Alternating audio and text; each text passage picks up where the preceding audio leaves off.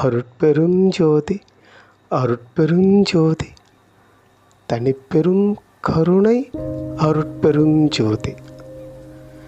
எல்லா உயிர்களும் இன்புற்று வாழ்க. எல்லா உயிர்களும் இன்புற்று வாழணும்னு ஆசை இருக்கு. எல்லா உயிர்களும் சுதந்திரமாக இருக்கணும்னு ஆசை இருக்கு.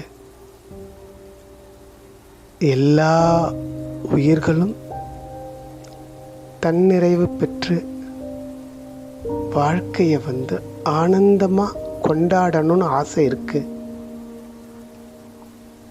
எல்லா உயிர்களுக்கும் சுதந்திரமாக பறக்கணும்னு ஆசை இருக்கு. தனக்கு ரெக்கை இருக்குன்னு உணர்ந்து பறக்கணுன்ற ஆசை எல்லா உயிர்களுக்கும் இருக்கு. ஆனால் நம்முடைய எதிரி நம்முடைய வளர்ச்சிக்கு தடையாக இருக்கிறதெல்லாம் வெளியில் இல்லைங்க. எல்லாமே நமக்குள்ள தான் இருக்கு. நம்மளால ஒரு அழகான மனைவியை, நமக்காகவே வாழ்கிற ஒரு மனைவியை அன்பு செலுத்த முடியலங்க. மனைவி கொஞ்ச நேரம் இல்லைன்னா பயந்து போகிறோம், பதட்டம் ஆயிடுறோம். ஆனால் அன்பு செலுத்துகிறோமான இல்லை. சரி, இந்த பயமும் பதட்டமும் எங்கேருந்து வருதுன்னா, அது வழியாக கிடைச்ச சந்தோஷம் போயிடுமேன்ற ஒரு பயத்தில் தான் வருதே தவிர அன்பில் வரல இல்லையா? அப்போது இந்த கண்கள் வழியாக அன்பு தேடுது, உண்மையான மனைவியை பார்க்கணுன்ட்டு. ஆனால் நம்ம பார்க்கல, நம்ம தேடுறோம். இப்படி தாங்க எல்லா உறவுகளிலும் நம்ம தேடுறோம். எந்த உறவுகளிலும் நம்ம ஒரு பூரணமான அன்போடு இல்லை. கொஞ்சம் தூரம் போய் எங்கேயோ ஒரு இடத்துல பிரேக் ஆகிடுது. அப்படியே பிரேக் ஆனது தெரியாமல் அப்பப்போ பஞ்சர் போட்டு வண்டியை ஓட்டிகிட்டே இருக்கிறோம். அவ்வளோதான். நம்ம வாழ்க்கையை கொண்டாடலை. ஒரு நிமிஷமும் நம்மளால் அந்த நிகழ்காலத்தில் மகிழ்ந்து இருக்க முடியலங்க. ஒரு உற்சாகம் இல்லை, ஒரு ஆர்வம் இல்லை. ஏதோ ஒரு பகல் கனவு மாதிரி வருதே தவிர கொஞ்ச நேரத்தில் போயிடுது.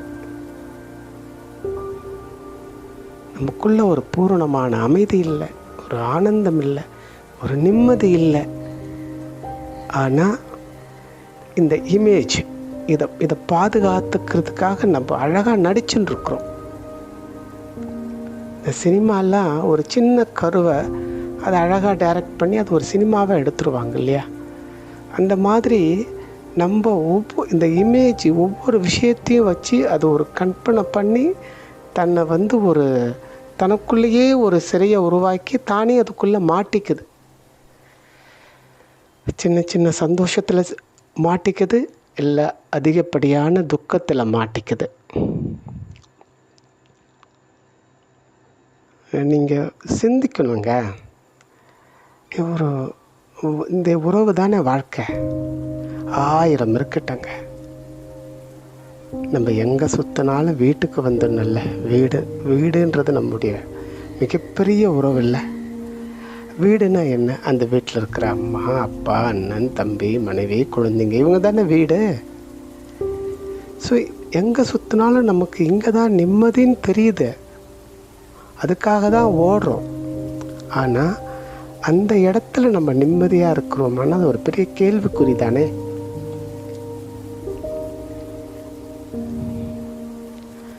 நம்ம இந்த வாழ்க்கையில் எதையாவது சாதிக்கணும்னு நினைக்கிறோம், ஆனால் முடியல. அதுக்கு ஏதோ ஒரு தடை தள்ளி போட்டுகிட்டே இருக்கிறோம்.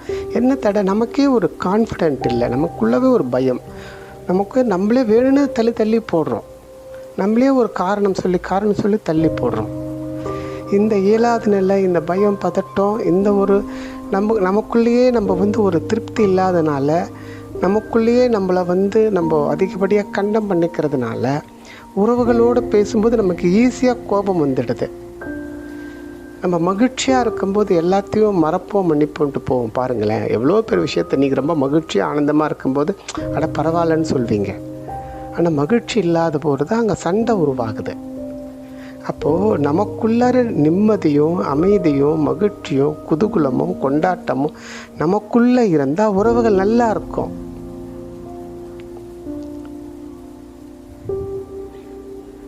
இது இறைவன் இந்த அப்படி ஒரு அற்புதமான நிலையை இறைவன் நமக்கு பிரசாதமாக கொடுக்கணும் இல்லையா? அவன் நமக்கு அதை பிரசாதமாக கொடுக்கணுன்னா நம்ம இந்த மாதிரி நிலையில தான் இருக்கிறன்றதை நம்ம ஒரு ரியலைஸ் பண்ணணும். நம்ம இப்படி தான் இருக்கிறோம், நம்ம சுச்சுவேஷன் என்ன, நம்ம எங்கே இருக்கிறோம். சரி, நம்ம எங்கே இருக்கிறோன்னு தெரிஞ்சால் தானே நம்மளை காப்பாற்ற முடியும். புரியுதுங்களா? நான் இங்கே தாங்க இருக்கிறேன்னு நம்ம அவங்கள அழைச்சிட்டு போகலாம். ஸோ நம்ம எங்கே இருக்கிறேன்னு சொல்லணும்னா வரவங்க நம்மளை தேட தானே செய்வாங்க. அது மாதிரி நம்ம ஆக்சுவலாக எங்கே இருக்கிறோம், ஆக்சுவலாக நமக்குள்ள பிரச்சனைகள் என்ன, நம்ம எங்கே மாட்டேன்னு இருக்கிறோம், நமக்கு என்ன தடையாக இருக்கு, இந்த ஊழ்வினைனா என்ன, இந்த கர்மானா என்ன, இந்த மனது வச்சிருக்கிற இந்த பேட்டர்ன் அதனுடைய அது குழந்தை பருவத்திலேருந்து எடுத்த நிர்ணயங்கள்லாம் என்னென்ன, இப்படி ஏகப்பட்ட ஒரு முடிவுகளை நம்ம கருவிலிருந்து எடுத்துருக்குறோங்க. அதில் நெகட்டிவும் இருக்குது, கொஞ்சம் பாசிட்டிவும் இருக்கும். இப்படி தன்னை பரிசோதனை பண்ணிக்கிட்டு தனக்குள்ளே இருக்கிற குப்பைகளையும் அழுக்கையும் தனக்குள்ளே இருக்கிற நெகட்டிவை எல்லாத்தையும் சுத்தப்படுத்துறது பேர் தாங்க தீட்சை. தீட்சைன்றது நமக்குள்ளே இருக்கிற எல்லா கழிவுகளும் நம்ம விட்டு விலகுங்க தாங்க தீட்சை. எப்படி ஒரு இருளாக இருக்கிற வீட்டுக்குள்ளே ஒரு சின்ன டார்ச் அடித்தாலோ ஒரு தீக்குச்சி பற்ற வச்சாலோ இருள் காணாமல் போயிடுதில்ல, அப்படி தான் தீட்சையில் நமக்குள்ளே இருக்கிற இருள் காணாமல் போயிடும். இந்த ஒரு நாள் தீட்சை ப்ரோக்ராமுக்கு வாங்க, இந்த ஒரு நாள் தீட்சை திருவிழாவுக்கு வாங்க. இந்த தீட்சை உங்களுக்கு நீங்கள் கேட்குற வரங்களை வரதீட்சையாக கொடுக்கும். அது மட்டும் இல்லாமல் இந்த வாழ்க்கையை கடக்கிறதுக்கு தேவையான எல்லா ஞானத்தையும் கொடுக்கும் இந்த தீட்சை.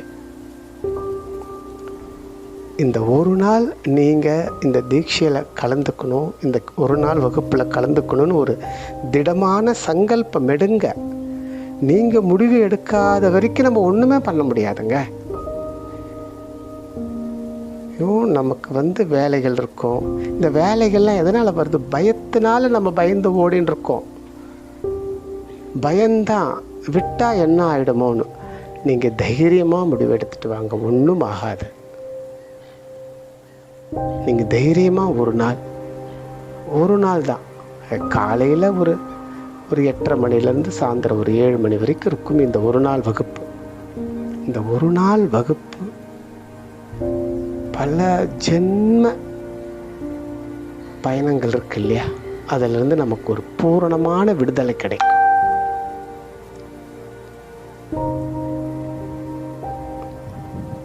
ரொம்ப ரொம்ப முக்கியம்ங்க, அவசியம் வாங்க. இதில் இந்த தீட்சையில் உங்கள் ஹிருதயத்தில் இருக்கிற நியாயமான ஆசைகள் இப்போ என்ன உங்களுக்கு தேவை அது கண்டிப்பாக நடக்குங்க. அதையும் தாண்டி இந்த வாழ்க்கையை கடக்கிறதுக்கு தேவையான உற்சாகமும் ஞானமும் அன்பும் இந்த தீட்சையில் கிடைக்குங்க. இந்த தீட்சை ரொம்ப அற்புதமானதுங்க. ஒரு ஸ்டடீஸில் கான்சென்ட்ரேஷன் பண்ண முடியாத ஒரு 10th +2 படிக்கிற பசங்க, இல்லை லைஃப்பில் குழப்பமாக இருக்கிறவங்க,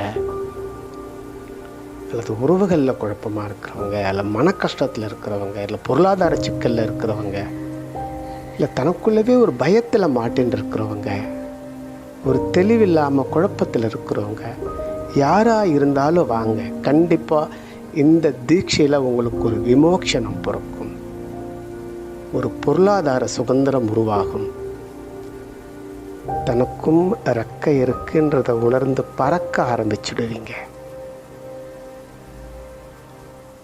தீட்சைன்றது ரொம்ப அற்புதமுங்க. அது எல்லை இல்லாத அந்த சக்தி, அந்த மகா சக்தி உங்களுக்கு தீட்சை கொடுக்குதுங்க. அந்த மகா சக்தி, அந்த மகா புத்தி, அந்த பரம அன்பு உங்களுக்கு தீட்சை கொடுக்குதுங்க.